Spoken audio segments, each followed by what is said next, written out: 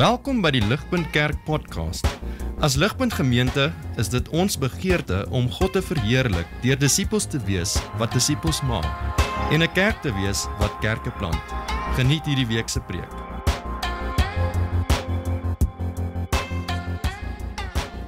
So Jesus het gesê in Johannes 17, die aand voor hy gekruisig is. Hy het gesê, wat is die ewige lewe? Wat is die ware lewe? So as jy wil weet wat is werklike lewe, kyk na Johannes 17. Hy sê, dit is die ewige lewe. Dit is die ware lewe en dit is om God te ken en Jesus Christus vir wie hy gestuur het. So die ware ewige lewe is nie 'n abstrakte ding nie, dis 'n verhoudingsding, dis 'n persoonlike ding, dis om God te ken en dis hoekom ons sien die hele Nuwe Testament deur vir Paulus en Petrus, hulle gebede vir die gelowiges is dat hulle sal groei in die kennis van God. En hierdie is natuurlik nie 'n dooie teoretiese kennis nie, né? Dit is 'n lewende verhoudingskennis oor wie hy is. Nou die vraag vir ons dan vanaand is, hoe goed ken ons vir God? Daar is 'n studie gedoen in Amerika deur Lifeway Research en Legionnaire Ministries, nie lank gelede nie, 2022, waar hulle duisende mense vrae gevra het oor geloof, oor Christendom, oor wat mense glo, mense buite die kerk, maar ook mense in die kerk, om te sien wat is dit wat mense glo. Nou dis in Amerika, so dis seker bietjie anders hierso, maar ek dink ons is nie ver agter waar hulle is nie. En hulle spesifieke vrae aan mense wat kerkgaande Christene is, in hulle eie woorde, wat in evangeliese kerke is. Ek gaan net 3 voorbeelde lees van die vrae wat hulle gevra het en wat die uitslag was. Hulle het vrae gevra of mense saamstem met sekere stellings. So die eerste stelling, gaan vir julle wys sommer daar, is dat everyone is born innocent in the eyes of God. En 65% van evangelical Christene het gesê, hulle stem saam met daai stelling. Die tweede stelling was gewees, God accepts the worship of all religions, including Christianity, Judaism and Islam. En 56% van evangeliese Christene in kerke het gesê, hulle stem saam met daai stelling. Die derde ding daarso is dat Jesus was a great teacher, but he was not God. En 43% van evangeliese Christene in kerke het gesê hulle stem saam met daai stelling. Dis op van 30% net 2 jaar vroeër toe hulle hierdie selfde studie gedoen het in 2022. So ek wil hê ons moet dit net laat insak. Dit is wat Christene, of mense wat sê hulle is Christene, glo oor basiese waarhede oor die Christen geloof, wat hulle nie meer weet wat werklik van God gesê word in die woord wat hy aan ons openbaar het nie. En die tendens is dat hierdie kennis is besig om al hoe meer toenemend af te neem. En dis hoekom ons hierdie diepe reeks doen, waar ons nou hierdie 3 weke doen, ons gaan weer 3 weke doen later in die jaar, want ons wil weet wie die God is wat ons aanbid. En teologie is 'n groot woord, maar teologie beteken maar net, is 'n studie van God. Dis die woorde en die gedagtes wat ons, soos ons hierso sit, oor God het, oor wie hy is. En as ek met een van julle gaan praat, met elkeen van julle, gaan vir my gedagtes en woorde kan deel oor wie dink julle is God. So in daai opsig is almal van ons teoloë. So elkeen van ons wat hierso sit, is 'n teoloog. So die vraag is nie, is jy een nie, die vraag is net, is jy 'n goeie of 'n slegte teoloog? So, dit bring ons by die volgende vraag, hoekom is teologie belangrik? So, as ons hoor die woord teologie, dan dink ons baie keer, dit is net 'n intellektuele oefening. So die vraag is, wil ons net kennis opbou hierso, oor wie God is? Nee, teologie is baie meer as dit. Ja, dit begin hierso, maar dit is ook 'n emosionele, praktiese kennis wat ons in hierdie lewe help leef. Wat ons help om lewens te lewe wat goed en reg en vervullend is, want ons ken die een wat die lewe geskep het.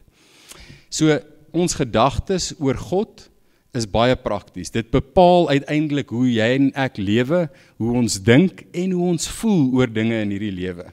So ons leer nie net teologie nie, elke dag doen ons teologie. As jy 'n sekere manier dink oor God, gaan jy môreoggend op 'n sekere manier optree. Jy gaan op 'n sekere manier voel as daar 'n krisis in jou lewe kom. Teologie bepaal hoe ons lewens lewe. Jy is 'n teoloog, ek is 'n teoloog en ons is altyd besig met teologie.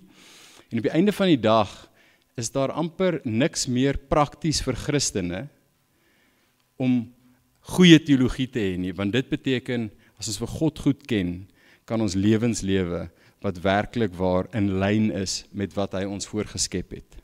So, ek gaan vir ons 'n praktiese definisie gee vir teologie wat kom uit hierdie boek uit, wat ek gedink het nogals baie sinvol is. Hulle sê daarso, doing theology is the work of the mind renewal for the purpose of heart transformation.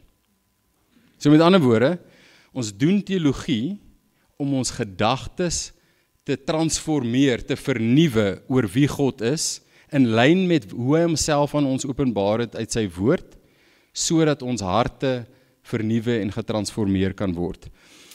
Jen Wilkin gaan verder en sy sê, theology does not worship the life of the mind, but rather acknowledges that the heart cannot love what the mind does not know.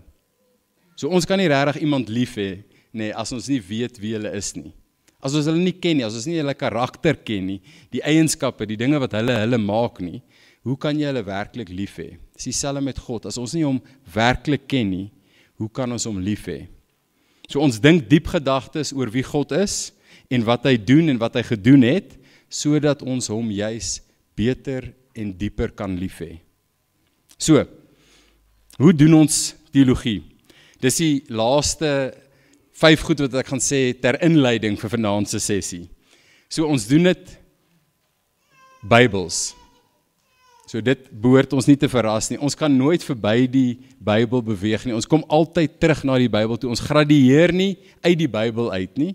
Dit is die lewensbloed van teologie. Dis waar God homself, sy hart aan ons openbaar, sy karakter, wie hy is. Dis waar hy ons ontmoet, daadwerklik. Dis waar ons sien wie hy is en wat sy plan en roeping vir ons ook is. So ons doen dit Bybels, dis eerstens. Tweedens, ons doen dit bidend. So teologie begin en eindig met gebed. Teologie word die beste gedoen op ons knieë, waar ons in afhanklikheid kom voor God, waar ons vra dat hy deur sy gees, sy woord vir ons sal oopbreek, sodat ons hom werklik sal leer ken vir wie hy is. Maar ons doen dit nie net bidend nie, ons doen dit ook aanbidend. Sien, dis nie bedoel om ons meer lief te maak vir teologie nie, ons wil nie meer lief word vir kennis van God nie, maar ons wil meer lief word vir God self. So, om te dink oor hom, om sy karakter te leer ken, vul ons gedagtes sodat ons harte vol van liefde kan word vir hom, en dat daai liefde so kan oorloop, dat ons nie kan anders as om aan hom al die lof en die glorie en die eer te wil bring nie. Dis wat ons sien in die Nuwe Testament ook, as Paulus sy briewe skryf, as hy in Romeine skryf, en hy praat oor al die groot goed, oor hoe amazing hierdie God is, dan is dit amper asof hy nie kan anders as om oor te gaan in 'n lofprysing nie.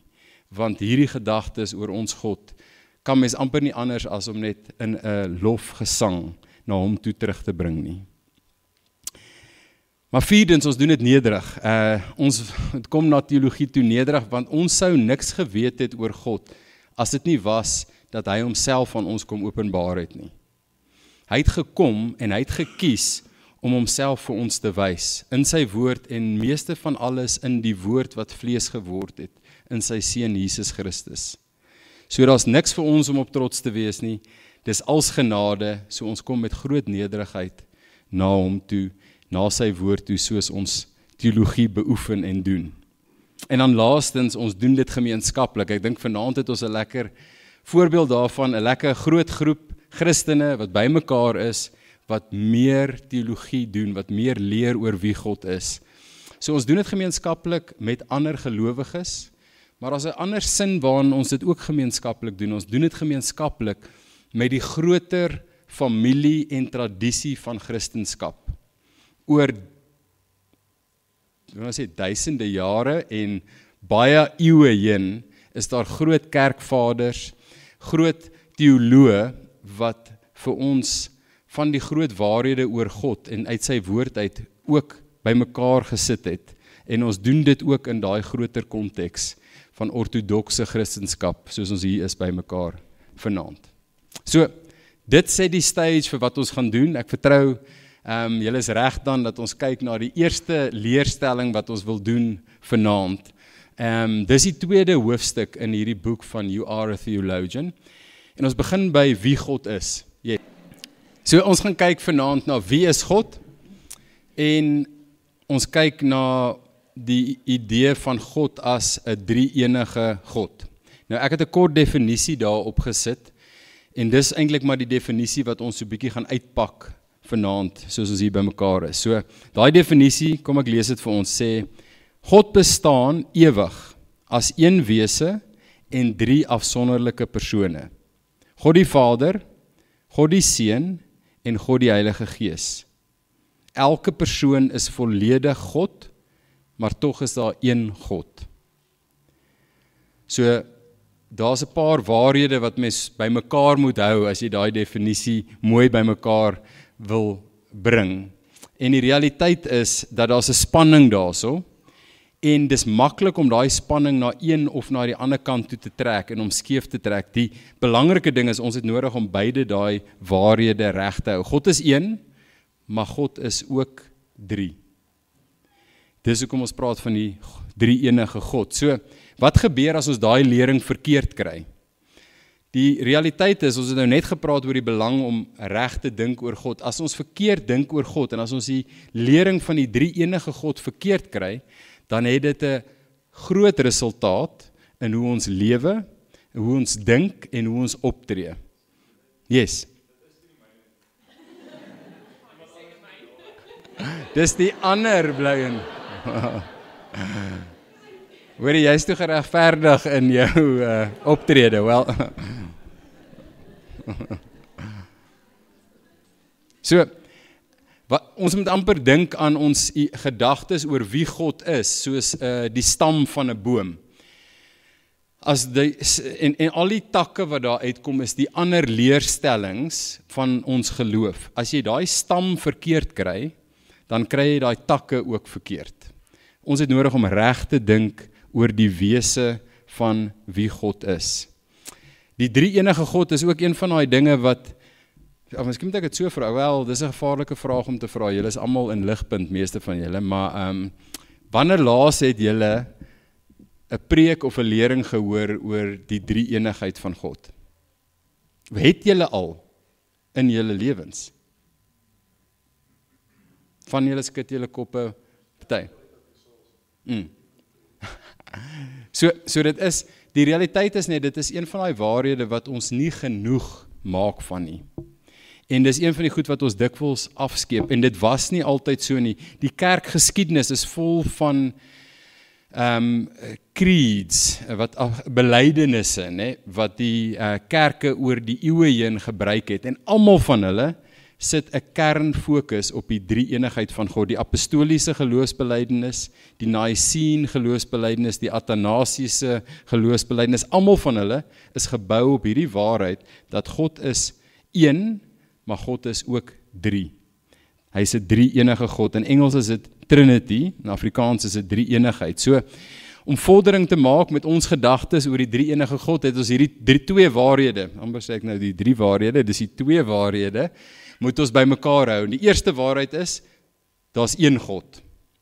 Die ander waarheid is, daar's drie persone in een God. So kom ons praat eers oor hierdie eerste waarheid, daar's een God. Dis die eerste belangrike ding in die geloof wat ons nodig het om te onthou. Die Bybel leer ons deurgaans dat God is nie talle gode nie, God is een. Hy is die Here, hy is die skepper van alle dinge. Die Bybel begin met, in the beginning, God created the heavens and the earth. Dis 'n merkwaardige bewering, dis hoe ons Bybel begin, daar's een God, wat daar was voor alles, en hy het als geskep. Kan julle self indink, hoe moes die eerste ouens wat hierdie woorde gehoor het, dit was die Israeliete, wat uit Egipte uitgekom het hierdie woorde gehoor. Hulle is gewoond aan 'n land waar daar so baie ander afgode is. Alles, daar's 'n God vir die riviere, daar's 'n God vir die lug, daar's 'n God vir fertiliteit vir jou diere, en hier kom hierdie God en openbaar homself as een. Een God. Dis hoe hy homself aan Moses ook openbaar het in die brandende bos. I am who I am. Ek is wie ek is. En bietjie later in die wildernis, ons sien dit in Exodus en Deuteronomium, toe God homself nog meer kom openbaar aan sy volk deur Moses, het hy hierdie volgende woorde gebruik. Hy het gesê, Moses het hulle gesê, listen Israel, the Lord our God, the Lord is one. En dit is die belangrikste gebed vir die Jode, dit word genoem die Shema. Dit is hulle kerngebed, is dat die Here God is een. En die interessante ding is, ons sien die Nuwe Testament skrywers bevestig hierdie selfde lering, dat God is een. Ons sien byvoorbeeld Jesus in Markus 12 bevestig hierdie selfde woorde uit Deuteronomium 6 uit. Hy antwoord hierso die ouens wat vir hom gevra het, wat is die belangrikste gebod om te gehoorsaam? En hy antwoord en hy sê, the most important is, hear, O Israel, the Lord our God, the Lord is one. And you shall love the Lord your God with all your heart, and with all your soul, and with all your mind, and with all your strength. So selfs Jesus hierso bevestig hierdie Ou Testament waarheid, dat God is een. Ons sien dit verder ook in die Nuwe Testament, deurlopend in die skrywers van die Nuwe Testament, in die briewe. Paulus herhaal gereeld waar hy sê, God is one. Hy sê dit in Galasiërs, hy sê dit in Romeine, hy sê dit in Korintiërs. Ek gaan net vir ons lees uit 1 Korintiërs daarso waar hy sê, yet for us there is one God, the Father from whom all things and for whom we exist, and one Lord, Jesus Christ, through whom are all things, and through whom we exist. En dan sien ons 'n bietjie verder aan, Jesus se broer, Jakobus, sê dit op dieselfde ding, maar net op 'n interessante manier. Hy sê vir die Christene, vir wie hy die brief skryf, hy sê, you believe that God is one, you do well. Even the demons believe and shudder. Met ander woorde, dit is dieselfde lering van die Ou Testament, is die lering wat ons sien in die Nuwe Testament. Keer op keer bevestig die Bybel, dat daar is net een God, hy is die skepper, die onderhouer, die voorsiener en die heerser oor alle dinge. So hierdie eenheid van God is die eerste belangrike van die twee waarhede wat ons by mekaar moet hou. Die tweede een is, dat God is 3 persone. Dis die ander belangrike ding wat ons moet in spanning hou. God is een, maar hy is een God wat ewig bestaan as 3 onderskeie persone. Die Vader, God die Seun en God die Heilige Gees. Elke persoon is volkome God, maar die Vader is nie die Seun nie, en die Seun is nie die Gees nie. Hulle is 'n drie-enige God wat volmaak, een en onderskeie persone is. Ons begin om dit te sien ontvou al in die Ou Testament. So die Ou Testament gee vir ons al sulke glimpses van God wat een is, maar daar's tog 'n meerheid aan hierdie een God. Om die waarheid te sê, ons het nou nog kyk na Genesis 1, ons sien in Genesis 1 al hierdie selfde waarheid. In Genesis 1 vers 26 sê God, let us make man in our image. Ons sien dit net 'n entjie verder in Genesis 11 vers 7 ook, waar God afkom na die toring van Babel toe en hy sê, let us go down and confuse their language, so that they may not understand one another's speech. En ons sien dit op ander plekke ook, soos Jesaja 6 vers 8, waar die profeet sê, and I heard the voice of the Lord saying, whom shall I send, and who will go for us? So ons sien hierdie waarheid in die Ou Testament al begin ontvou, maar ons sien dit die duidelikste in die Nuwe Testament, waar dit in fokus kom, waar dit duidelik raak. Daar was hierdie verwagting in die Ou Testament dat daar 'n Messias gaan kom, 'n redder, en daar's sekere dele in die Ou Testament wat vir hulle laat dink het dat hierdie persoon gaan die seun van Dawid wees. Hy gaan 'n spesiale koning wees wat gaan kom en die koninkryk gaan herstel.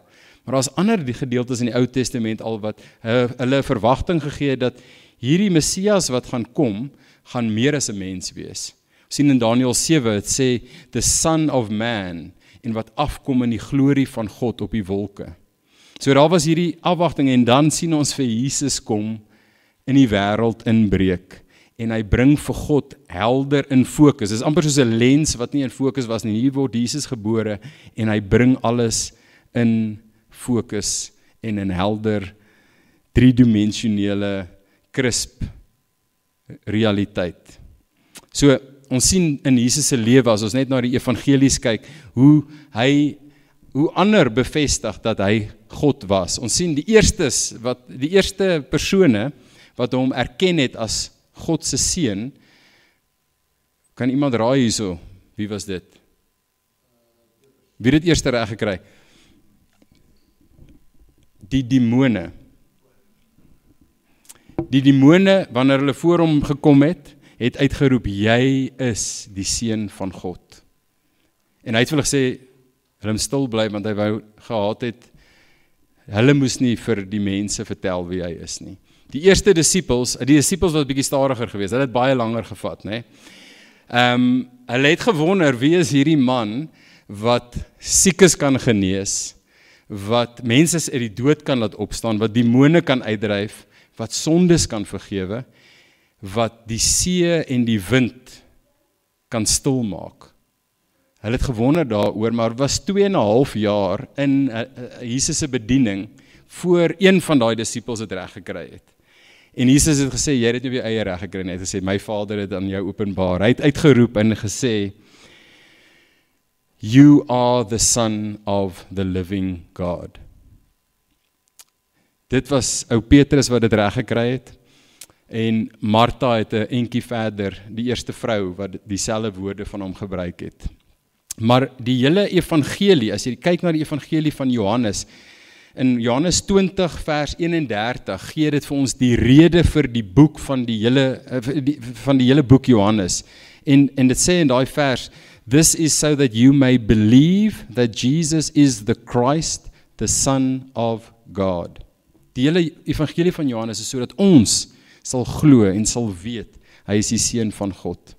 Maar is interessant, ons sien ook in die evangelies dat God gee getuienis oor wie sy seun, wie Jesus is, né? Ons sien dit by sy doop, waar hy afgaan in die water, waar hy opkom, waar God die Gees afkom op hom as 'n duif, en waar die stem van God gehoor word wat sê, this is my beloved son, in whom I am well pleased. En ons sien dieselfde getuienis van God oor Jesus in die verheerliking op die berg, saam met sy 2 disippels, né? Waar God presies dieselfde ding sê, this is my beloved son, in whom I am well pleased, listen to him. 3 disippels, dankie Anton. Dit was 2 profete, né, Moses en Elia, maar jy is reg, 3 disippels. So, die mees belangrikste getuienis wat God natuurlik gegee het, is om hom op te wek uit die dood uit. Die wêreld het gesê, hierdie man verdien nie om te lewe nie. God het 3 dae later gesê, hierdie was die enigste man wat nooit verdien het om dood te gaan nie, want hy is my seun. So, maar ons sien ook Jesus getuig oor homself en sê oor homself wie hy werklik is, né? Baie plekke in die evangelie sien ons dit. Ek gaan net 1 of 2 vir ons lees. In Johannes 10 vers 30 sê Jesus, I and the Father are one. In Johannes 14 vers 9 sê hy, anyone who has seen me has seen the Father.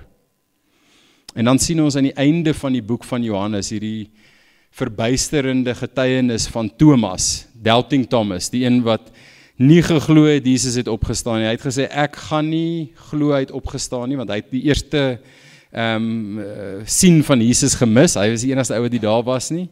Hy het gesê, ek gaan nie glo tot ek my hande in sy wonde indruk nie. En 'n week later het Jesus verskyn en hy het Jesus gesien en Hy het nie eers nodig gehad om sy hande in die wonde in te druk nie, maar hy het uitgeroep, my Lord and my God. Die eerste iemand wat vir Jesus outrightly sê, God, my God. En dan sien ons natuurlik in die Nuwe Testament briewe, dit word ook herhaal, dieselfde waarheid oor Jesus se goddelikheid. In Kolossense 2 vers 9 sê dit, for in him the whole fullness of deity dwells bodily. In Titus 2 vers 11 tot 14 sê hy, our great God and Savior, Jesus Christ. Ons groot God en ons redder is dieselfde persoon, Jesus Christus. So wat van die Heilige Gees? So ek het vinnig gepraat oor God die Vader, die Seun, die Heilige Gees sien ons deurlopend in die Ou Testament in die agtergrond. Ons sien hom, hy was ook by die skepping gewees, nee, wie het gehaver soos 'n duif oor die waters? Dit was die Gees van God. En deurlopend in die Ou Testament sien ons, hy is die een wat kragtiglik werk. Ons sien dit in die Psalms, Dawid skryf gereeld van die Gees van God. Maar ons sien weer eens, die Gees kom die kragtigste, die duidelikste in die Nuwe Testament, waar ons sien, hy op Jesus neerkom, maar waar hy later op sy disippels neerkom en die kerk bekragtig tot vandag toe nog. In die Bybel leer ons dat die Heilige Gees word al die goddelike eienskappe wat aan God die Vader en God die Seun toegeskryf word ook aan God die Gees toegeskryf. Hy neem deel aan die skepping, die naam van God word ook aan hom toegeken, ons sien dit in Handelinge byvoorbeeld, hy is oral teenwoordig, hy is alwetend en hy is almagtig. So die Heilige Gees deel dieselfde wese as die Vader en die Seun, hy is God en daar is net een God. So, ons sien ook op ander dele in die Nuwe Testament, en ek het net 2 vir ons opgesit, want hulle vat dit so mooi saam, waar hulle al 3 van die persone saamvat in dieselfde vers of 2. So kom ons lees die een van Paulus in Korintiërs 12, en dan sal ons kyk na Petrus. Hy sê daar in Korintiërs, dis ek mis 2 Korintiërs 13 vers 14, is die einde van die brief van Korintiërs, waar hy sê, the grace of the Lord Jesus Christ, and the love of God, and the fellowship of the Holy Spirit be with you all. So hy groet daai Christen en sê vir hulle, mag al 3 die persone van God by julle wees. En dan begin Petrus sy eerste brief aan die kerke op 'n soortgelyke manier. Hy sê, Peter, an apostle of Jesus Christ, to those who are elect exiles of the dispersion in Pontus, Galatia, Cappadocia, Asia and Bithynia, according to the foreknowledge of God the Father, in the sanctification of the Spirit, for obedience to Jesus Christ, and for the sprinkling with his blood, may grace and peace be multiplied to you. Dis net 2 voorbeelde, die Nuwe Testament is vol van hierdie tipe voorbeelde, waar hulle al 3 die persone van God saamvat. So, dit bring ons by die volgende vraag wat ek wil hê, ons moet so bietjie meer na gaan kyk en oordink. Wat onderskei elke persoon van die 3 eenheid? Ons het so bietjie eintlik begin aanraak daarmee met die verse wat ons al gelees het, maar mense het al probeer om baie metafore te gebruik om die 3 enige God te verduidelik. Ek seker julle het al 'n paar metafore gehoor. In die boek praat hulle van, dat mense praat baie keer van 'n 3-leaf clover. Dis 'n manier waarop ons kan dink aan die 3 enige God. Of soos 'n eier. Daar's die geel van die eier, daar's die wit van die eier en daar's die dop van die eier. Maar die realiteit is dat al daai beelde skiet heeltemal te kort, nê. Ek dink die beste beeld is seker om een van die Bybelse beelde te gebruik wat vir ons 'n prentjie gee van die 3 enige God, maar dis 'n onperfekte prentjie, maar dis die prentjie van 'n huwelik. Die woorde in Genesis, as 'n man en 'n vrou een word, een vlees, is dieselfde woord as wat gepraat word van dat God een is. So, they will become one flesh. 2 persone wat een saam word. Beteken nie hulle verloor hulle persoonlikheid nie, maar hulle is een in gemeenskap. Onperfek, want ons het sonde, en ons verhouding is meeste van die tyd nie in sync nie, maar dit gee vir ons 'n idee, 'n onperfekte prentjie van die drie-eenigheid. So, wat ons wil vra is, wat maak die Vader die Vader? Wat maak die Seun en wat maak die Gees die Gees? Daar is twee kategorieë wat oor die geskiedenis heen al gebruik was, wat behulpsaam is vir ons om aan die hand van te kyk, soos ons na die drie-enige God kyk. Dit is die Immanent Trinity en die Economic Trinity. Die Immanent Trinity, wat dit eintlik maar net bedoel is, hoe God was voor die skepping daar was. Met ander woorde, soos God nog altyd was, soos hy is in homself, die drie persone van die drie-enige God.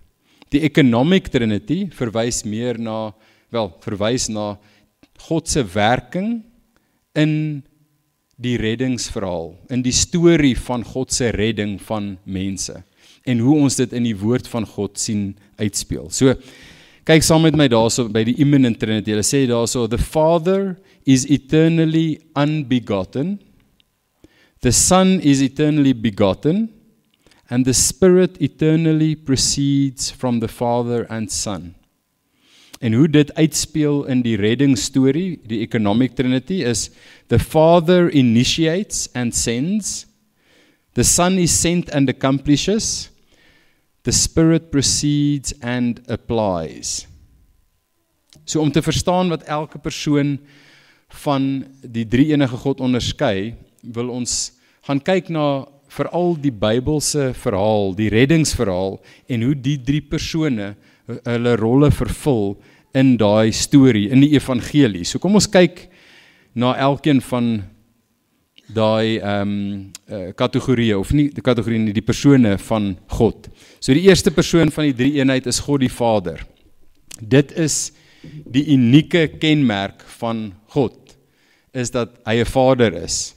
Sy vaderskap maak hom totaal en al uniek. En ek dink die realiteit hierso is wat hulle probeer kommunikeer ook, is dat God het nie 'n vader geword ergens in tyd, sodat ons hom bietjie beter kan verstaan nie. Die realiteit is, God is nog altyd 'n vader. Van die begin van tyd en voor dit. Hy is 'n vader in en van homself. Hy is ewige vader. Daar was nooit 'n tyd toe God nie 'n vader was nie. En daar was nooit 'n tyd wat God nie 'n vader was vir sy seun nie. Elke ander pa, sê die skrywer van Hebreërs, skrywer van Efesiërs, Paulus, elke ander pa het sy oorsprong in God. Luister wat sê Paulus in Efesiërs 3. Hy sê, I bow my knees before the Father, from whom every family in heaven and on earth is named. Met ander woorde, elke familie op aarde, elke pa is maar net 'n refleksie van 'n God wat nog altyd 'n vader was. Daar was nie 'n tyd wat hy nie 'n vader was nie. En alhoewel ons miskien ons het almal onvolmaakte vaders, ons is onvolmaakte vaders. Die amazing ding is, ons het 'n volmaakte Vader in die hemel. Dis goeie nuus. God die Vader is 'n perfekte Vader. Geen om wat jou ervaring is van vaders nie, daar's 'n perfekte Pa in die hemel wat sy kinders liefhet. Die tweede ding wat ons hierso sien is dat die Vader initieer. Die Bybel openbaar dat God die Vader is, dat hy die bron van alle goddelike aktiwiteit is. Elke goddelike aksie begin met die Vader. Hoor hoe sê Jesus dit in Johannes 5 vers 19 tot 20. Hy sê, truly, truly, I say to you, the Son can do nothing of his own accord, but only what he sees the Father doing. For whatever the Father does, the Son does likewise, for the Father loves the Son, and he shows him all that he himself is doing. And greater works than these will he show him, so that you may marvel. Die Vader is die een wat initieer, en die Vader, laastens, is die een wat stuur. In geen tyd in die Bybelse verhaal word die Vader gestuur nie. Hy is altyd die een wat die stuurwerk doen. Ons kyk na Johannes 3 vers 16, daai bekende vers wat sê, For God so loved the world that he gave, stuur, his only Son, that whoever believes in him should not perish, but have eternal life. In sy liefde vir die wêreld stuur God sy seun. Dis die initiëring wat hy doen in die reddingsplan van God Drie-enig. Dit bring ons by God die Seun. En hierso praat ons weer oor, hy is die tweede persoon in die drie-eenigheid, en hy is God die Seun, en daar was nog nooit 'n tyd wat hy nie God die Seun was nie. Daar was nog altyd God die Vader, God die Seun, wat in hierdie pragtige, perfekte verhouding met mekaar was. 'n pa-seun verhouding. Maar nie een soos ons ken nie, dis een wat in totale, perfekte harmonie, liefde, eensgesindheid, samehorigheid, in liefde teenoor mekaar uitgeleef word.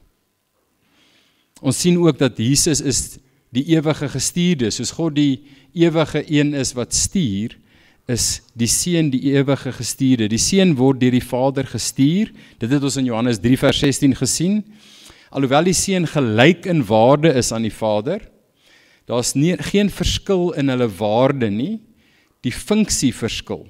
God die Vader is die een wat stuur, God die Seun is die een wat gestuur word. En ons sien dit in Johannes 1 vers 1, waar hy sy evangelie begin, en hy begin dit met hierdie kragtige woorde, hy sê, in the beginning was the word, die logos, die betekenis van alles, and the word was with God, and the word was God. So met ander woorde, totale gelykheid tussen die Seun en die Vader, maar dan sien ons net 'n paar verse verder, dat die Vader is die een wat die woord gestuur het. Ons sien in Johannes 1 vers 14, waar hy sê, and the word became flesh, want die Vader het hom gestuur, and dwelt among us, and we have seen his glory, glory as of the only Son from the Father, full of grace and truth. En laastens net oor die Seun, hy is die een wat vervul en versoen. So nie net deel die Seun met die Vader in die skepping van alle dinge nie, maar hy is die een wat versoening bring in homself. Hoe doen hy dit? Deur die Vader wat hom stuur om vrede te maak, deur sy bloed aan die kruis.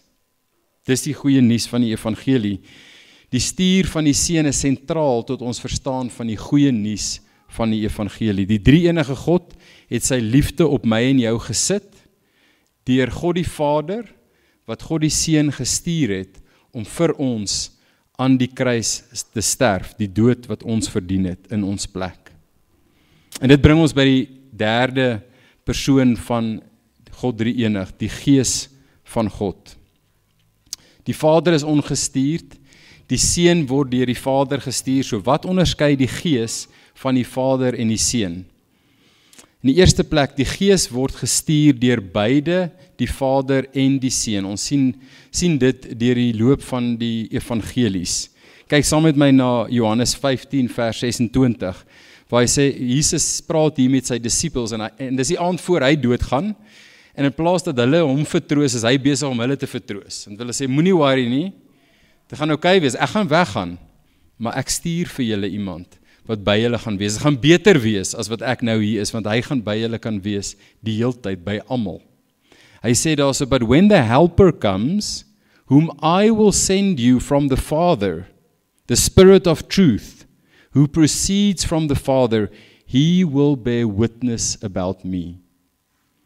So hy is gestuur deur beide die Seun en deur die Vader. En die tweede ding wat ons oor die Gees moet sê, so is dat hy is die een wat getuig van en wat die reddingswerk van God toepas in die lewens van gelowiges. Die Heilige Gees se aktiwiteit in die verlossingsstorie onderskei hom van die Vader en van die Seun. Sien, die Gees is die een wat getuig van die verlossing van Jesus in die wêreld daar buite, maar baie spesiaal in die lewens van sy mense, van Christene, as individue, maar ook as die kerk in geheel. En ek gaan net weer vir ons lees hier uit Johannes 14 vers 26, waar Jesus aangaan, en hy sê, but the helper, the Holy Spirit, whom the Father will send in my name, he will teach you all things, and bring to your remembrance all that I have said to you. Dan word hy herinner en getuig God se mense van wat Jesus gedoen het vir ons. En hy bring dit weer tot ons herinnering, sodat ons vir Jesus en vir God sal lief hê met ons hele hart en hele verstand en al ons krag. Maar ons sien ook dat die Gees van God bekragtig sy mense en sy kerk. Ons sien dit die mooiste in die Handelinge storie, né? Handelinge 1 vers 8, waar Jesus vir sy disippels sê, wag in Jerusalem, want die helper is op pad, hy gaan kom, en dan sê hy hierso, wat gaan hy doen in die kerk? Hy sê, but you will receive power when the Holy Spirit has come upon you, and you will be my witnesses in Jerusalem, and in all Judea, and in Samaria, and to the end of the earth.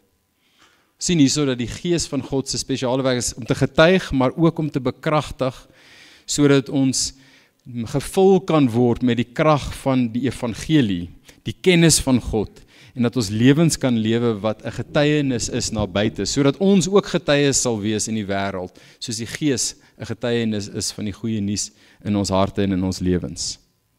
So, dit bring ons by die praktiese realiteit en die praktiese redes vir hoekom dit belangrik is om reg te dink oor die drie enige God. En ek gaan net vinnig deur 4 groot waarhede praat oor hoekom die drie enige God goeie nuus is vir ons.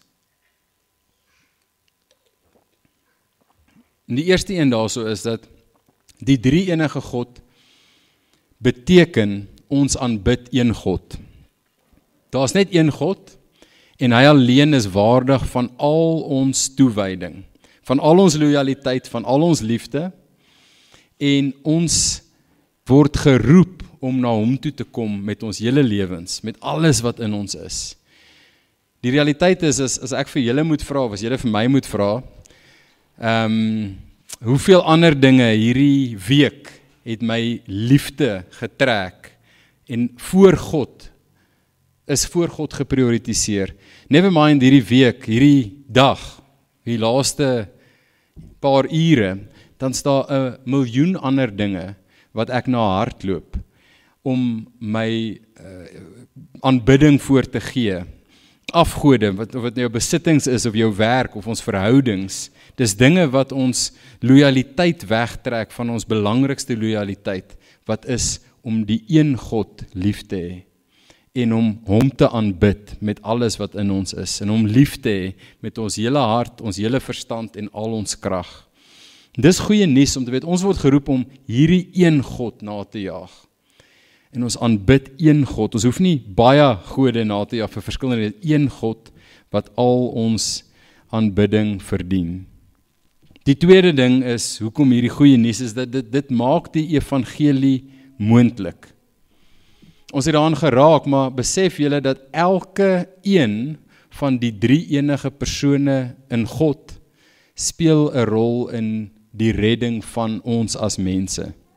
God het dit geïnisieer, hy het sy seun gestuur, die seun het gekom, hy het mens geword, hy het gewandel tussen ons, en hy het die lewe gelewe wat ons nie kon lewe nie, en hy het die dood gesterf wat ons moes sterf namens ons.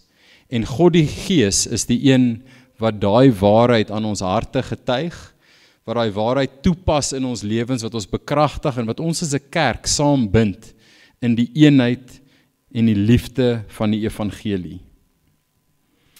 Net 'n drie enige God kan sondaars lief hê, kan sterf vir sondaars en kan sondaars heilig maak van binne af. Die derde rede hoekom die drie enige God goeie nuus is dat dit is die basis vir die liefde van God.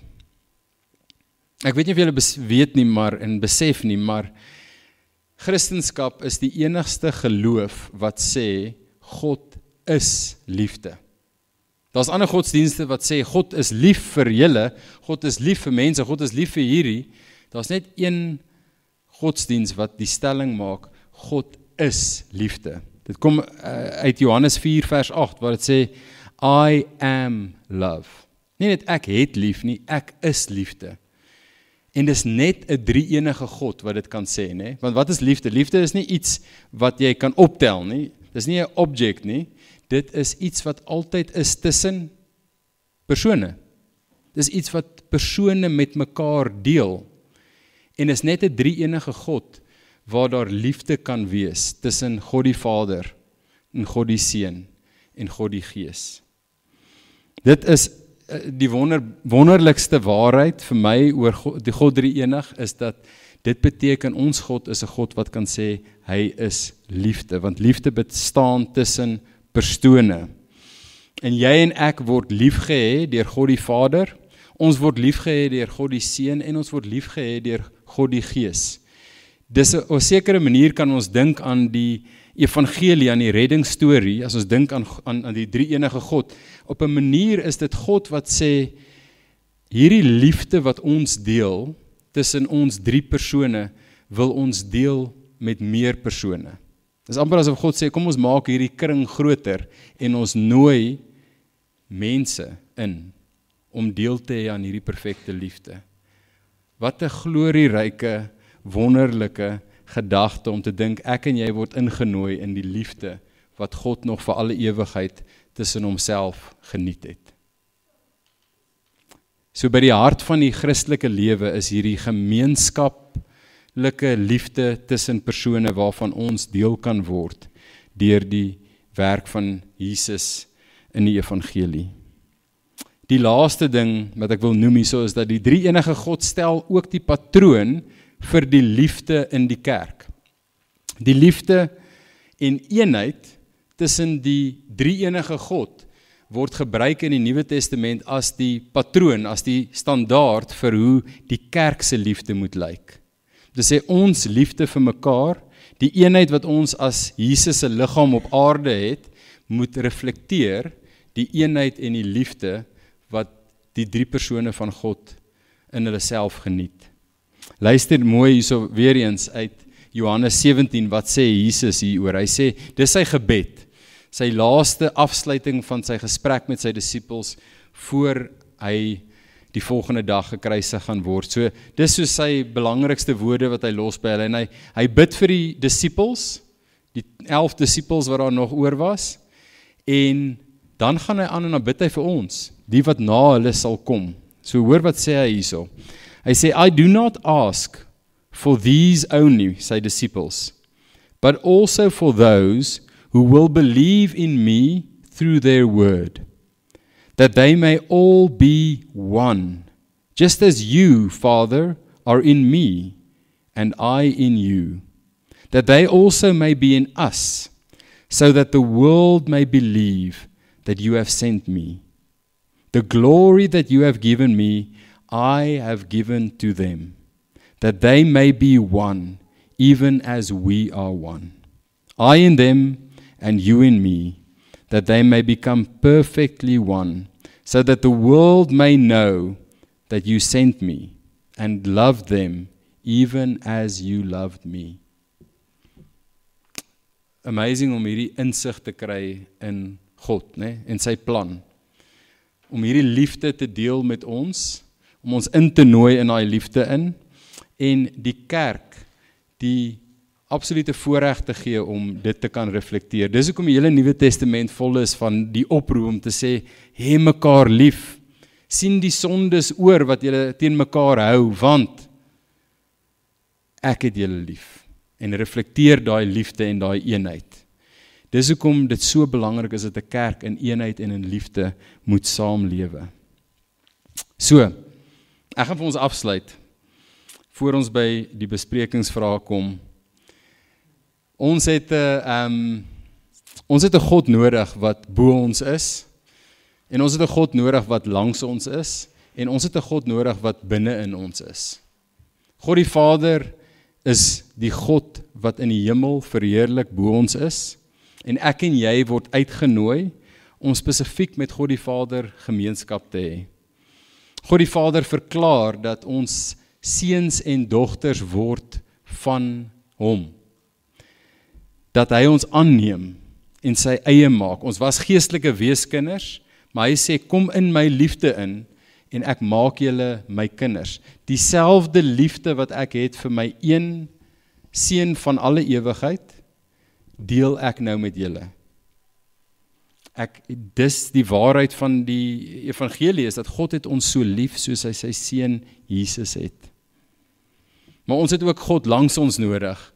Ons het 'n God nodig wat verstaan waardeur ons gaan, wat weet wat dit is om 'n mens te wees en deur al die temptasies te gaan wat ons gaan, en Jesus het mens geword.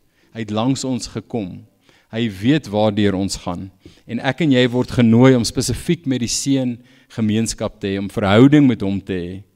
God die Seun het gekom om my en jou sonde, ons skaamte en ons skuld te dra, sodat ons nie meer daarmee hoef te sit nie.